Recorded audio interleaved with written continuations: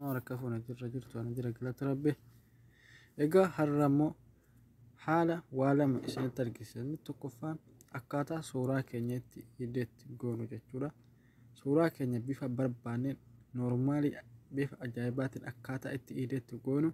Fakkeenyaaf yeroo suuraa tokko kaane footoo kaanee bakki nuti itti kaane sun yoon kan nuuf hin taane ta'e akkamitti waan dudduuba keenya jiru sana haaluma argaa jirtan kanaan iskiriinii irratti balleessinee bakka bareedaa tokko kaa'u laggeen adda addaa bosona yookaan magaalaa siidaalee biyya biraa akka waan achi dhaabannee kaane akkamitti gochuu dandeenyaa fi akkasuma nam tokko waliin akka waan nam tokko bira dhaabbannee kaane nama bakka adda addaatti ka'e akka waan waliin kaane akkamitti gochuu dandeenyaaf akkasumas bineensota adda addaa leenca yookaan qeerransa waan barbaanne of biratti dudduuba yookaan fuuldura akkamitti akka hidhachuu dandeenyu akkasuma laggeen adda addaa magaalaa biyya adda addaa fi bosona fakkii bineensotaa kan ammoo aappii tokko keessa akkamitti argachuu dandeenya.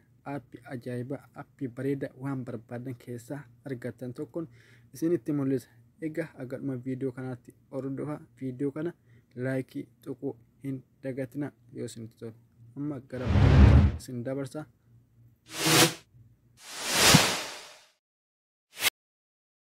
Egaa suuraa babbareedaa abaaboo adda addaa qabu fakkii leencaa akkasumas konkolaataa mana babbareedaa akkasuma fakkii adda addaa jechuudha. Diizaayinii babbareedaadhaan biyyoota adda addaa qabu argachuudhaaf aappii firii ta'e tokko pilaastoorii keenya keessa seennee buufanna jechuudha.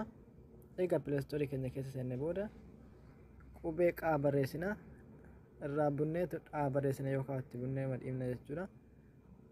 Qubee qaadhaaf daahaa barreessine san booda qubee waa yoo buufne inni ofii fida jechuudha. Akkuma argaa jirtan kana isiniin mul'ata jechuudha. Haalaan barreessi kanaan isinii fida jechuudha. Aappii waan barbaanne keessaa argachuu dandeenyu leencota fakkii bineensota bosona adda addaa kana itti barreessitu jechuudha. Qubee kanarratti dabaluudhaan qubee qaadhaa fi daafaa jecha jedhu bicha itti dabalaan isiniif fida waan ta'eef an open godheetiin seena jechuudha. Egaa hordoftoota kiyya aappii kana keessa yoo seennu waan barbaanne keessa argachuu dandeenya. Haala itti fayyadama isaa aappichi kunuunsa kana jechuudha. Amma naaf bu'ee jira kun haala kanaan naaf bu'ee jira keessan seena jechuudha. Eegaan keessa seenee booda haala kanaan naaf fidee jira jechuudha. Akkuma isin mul'ataa jiru kana asirras yoo godhattanis asirra yoo godhattanis asirra yoo godhattanis waan barbaadan akkasa sirkiftanii gadi isinii buusa jechuudha. Neetworkiidhaan gadi isinii buusa. Waan barbaadan keessaa waan isiniif ta'e tokko buufattu jechuudha. Biyya adda addaa akkasumas siidaa biyya Faransaay natti fakkaata kun siidaa Faransaay fooqii adda addaa Dubaay keessa kakuun inni jira bishaan Dubaay laga adda addaa waan barbaadan aappii kana keessa argachuu ni dandeessu. Iskiriinii mobaayila keessanii irras godhachuu ta'e leenca fakkeenyaaf kunoo qeerransa waan barbaadan keessaa kan isiniif ta'e egaa argattanii booda irra xuxxuu jechuudha. Kan isiniif ta'e fakkeenyaaf mee kanaaf filadhu irratti gadi tuqeen jira. Quba kiyyaan gadi qaba. Quba kiyyaan gadi qabuuf naaf fiduu diddeera waan ta'eef daawuloodii bakka jettu kun daawuloodii fakkii daawuloodii kana hin argitu miti asirra xuxxuu jechuudha. Asirra xuxxuu fakkii daawuloodii kana xiyya gadi garagaltee jirtu kan daawuloodii onni as jirti ni beektu isirra gadi xuxxu. Amma gara galarii kiyyaatti naaf darbee jira dhibbatti jechuudha. Okay. Egaa ammallee suuraa tokko hojjechuudhaaf dirqama riimoovii gochuu qaba jechuudha. Riimoovii akka itti godhu barumsa duraan darbe isitti argisiiseen ture. Yoommoo kan isiniin galle googilii keessan keessa seentanii suuraa dudduuba keessan suuraa badaa fokkataa bakki isin itti kaatan suni yoo kan isiniif hin taane ta'e of balleessuu qabdu jechuudha. Riimoovii gochuu qabdu dura asirratti maal jettanii barreessitu riimoovii ofiin isinii fida jechuudha. Otomaatika isinii fida akkuma argaa jirtan kana riimoovii jettanii yoo barreessanii baadhaaf gaa ofimaan qabaa kun asitti isiniif fida waan ta'eef irra xuxxu jechuudha. Yeroo quba keessaniin irratti rukuttu. Egaa haala kanaa rukuttanii booda fakkii adda addaa imeejii waan adda addaa jira dalga kana keessa illiirra godhachuu qabdu jechuudha. Illi haadhaaf laalamarra taa'uu qabu jechuudha. Isin akkuma argaa jirtan remove image background bakka jedhu kana naaf fidee jira jechuudha. Isin yoo kaa'u gara gadii kana jala kanatti isiniif fiduu danda'a waan ta'eef keessaa kan isin barbaadan filattanu remove image kan jedhu kana kan suuraa dudduuba suuraa remove godhu kan jedhu kana irratti xuxxu jechuudha. Bakka argattanitti isiniif hafidu irratti kilik gootu jechuudha. Yeroo tokko egaa haala kanaan irratti kilik gootanii neetworkii isin barbaachisa jechuudha. Bakka upload image jedhu kana irra xunnaa jechuudha. Suuraa hojjechuu deemu sana irra tokko jechuudha. Gama galarii kiyyaa kana dabarsuudhaaf irra xuxxu jechuudha yeroo tokko.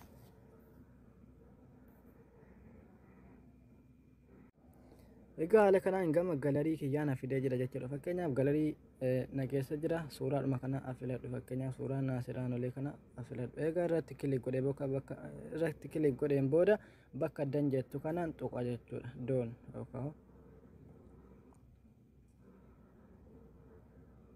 egaa remove godhaa jira jechuudha. Saffisaan remove godhaa jira jechuudha. Waan dudduuba kiyyaa sana dudduuba kiyyatti bakka dhaabadhe suuraa kayyoo badaa ta'e remove naa godha jira. Dirqama remove gochuu qabdu suuraa keessan edit gochuu yoo barbaadan.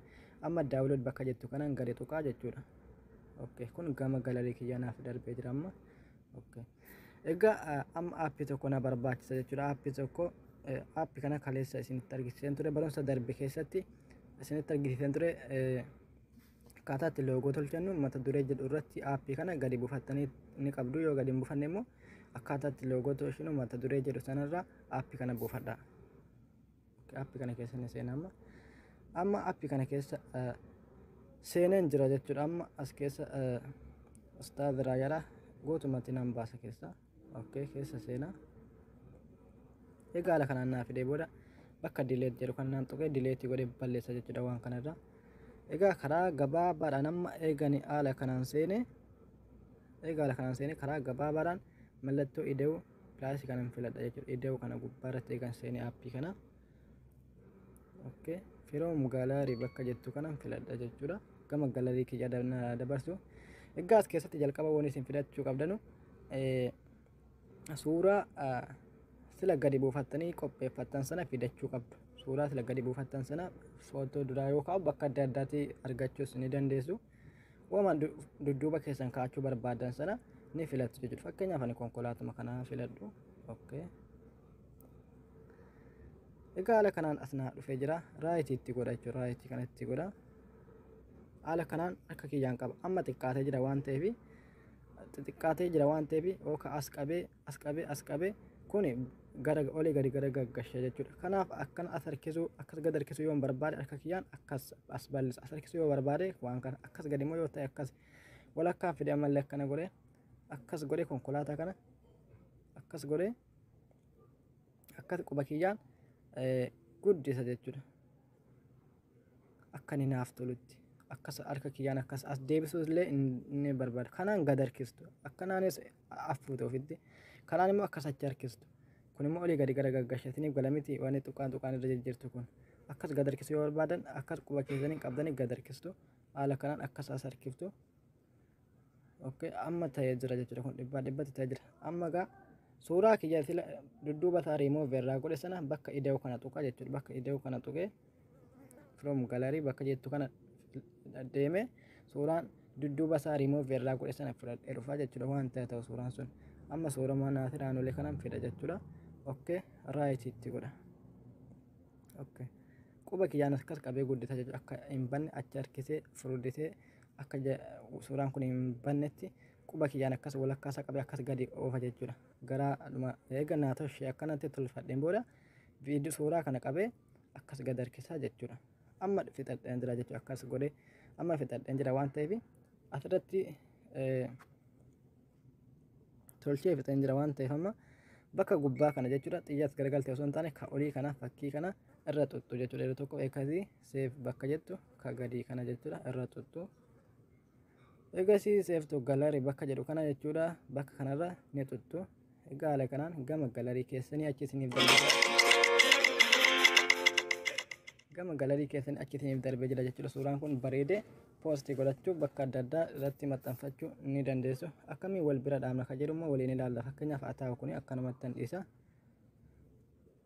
Ida'uudhuma kana tuqeen gama galarii kiyyaa deeme suuraa biraa fida jechuudha. Suuraa leencaa fakkeenyaaf leenca kana naqee fidee dhufa jechuudha. Raayitiitti godha. Leenci kun kunooti jechuudha. Kan naatiris taanu kanuma quba kiyyaan akkas qabee leenca kana guddisa jechuudha. Akkuma jalqaba tuqaa ofirraa qabu kana qabee akkas gad harkisee akkas achi harkisee akkas harkisee achi harkisee guddifadha jechuudha. Okkee suuraa kana dhoksee rafee dileetii godhee amma leenci kun akka inni tolutti walitti addeebisee akkasiin akka inni hin bannetti quba kiyyataniin hojjetatu jechuudha. Waan kana quba keessan tokkoon ta'u lamas haa ta'u tuqaa ofirraa qaba wanni kun kana qabdaniitu akkas godhattu. Amma iddoo kanatti deebiin firoom galarii bakka jettu kana deemee dhaqee suuraa wayii fidee dhufa jechuudha. Fakkeenyaaf ani suuraa